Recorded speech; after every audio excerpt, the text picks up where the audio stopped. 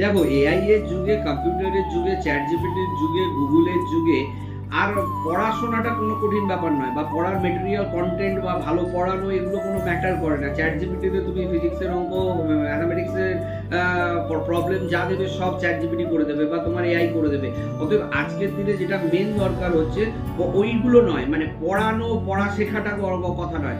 কথাটা হচ্ছে তোমার ব্রেনকে ট্রেন করা। যার ব্রেনের লজিক্যাল পাওয়ার বা থিঙ্কিং, ক্রিটিক্যাল থিঙ্কিং গুলো বেশি থাকবে, সেই ব্রেনই কিন্তু বেশি কাজ করবে। অতএব ব্রেনকে বিভিন্নভাবে ট্রেন করা যায়। আমরা সেগুলো আমাদের ইনস্টিটিউটে সব বাচ্চাদের শেখাই যে কি করে তুমি তোমার ব্রেনকে আদার্সদের থেকে অনেক গুণ বাড়িয়ে নিতে পারবে। দেখো, আমরা মিডল ক্লাস, আমরা সরকারি চাকরি চাই, আমরা মিডল ক্লাস, আমরা নিট পড়তে চাই, আমরা জেন পাস ইউজি পড়তে চাই, আমরা গরিব ঘরের সন্তান, আমরা একটা সরকারি চাকরির জন্য পড়াশোনা করি। আমরা গরিব ঘরের মিডল ক্লাস ফ্যামিলি বলেই আমরা ডাক্তার হতে চাই, ইঞ্জিনিয়ার হতে চাই, বা সরকারি চাকরির জন্য পড়াশোনা, বা পড়াশোনাটা আমরা করি সরকারি চাকরি বা করে খাওয়ার জন্য। কিন্তু যারা ধনী তারা কিন্তু কখনো চাকরি করবে বলে বা রোজগার করবে বলে তারা পড়াশোনা করে না। তারা রুল করবে বলে পড়াশোনা করে, তারা পৃথিবীটাকে শাসন করবে বলে পড়াশোনা করে, তারা পড়াশোনা করে বাকিদের ওপর রাজ করবে বলে। রাজ করার জন্য পড়াশোনা করো, এই মেন্টালিটিটাকে চেঞ্জ করো। আমি চাকরির জন্য পড়ছি বা ওই নিট পাস করবো, ডাক্তার হবো, মিডল ক্লাস যে চিন্তাধারা বা রিচ চিন্তাধারাকে নিজেকে কনভার্ট করো যে আমি পড়াশোনাটা করি চাকরি করবার জন্য না, আমি দুনিয়াটাকে রুল করবার জন্য পড়াশোনা করি।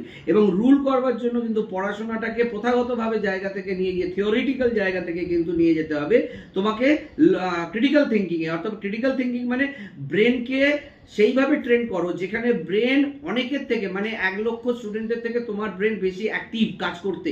কি করে না, ব্রেনকে সেটাকে স্টোর আপ করতে হবে, প্র্যাকটিস করাতে হবে। যেমন আমরা জিমে গিয়ে মাসল আপ করলে আমাদের টাইসেপ বাইসেপ বিল্ড আপ হয়, সেরকম ব্রেনেরও কিন্তু জিম হয়। আমরা এটা ব্রেনের জিম বলি, আমাদের এটা ব্রেনের জিম।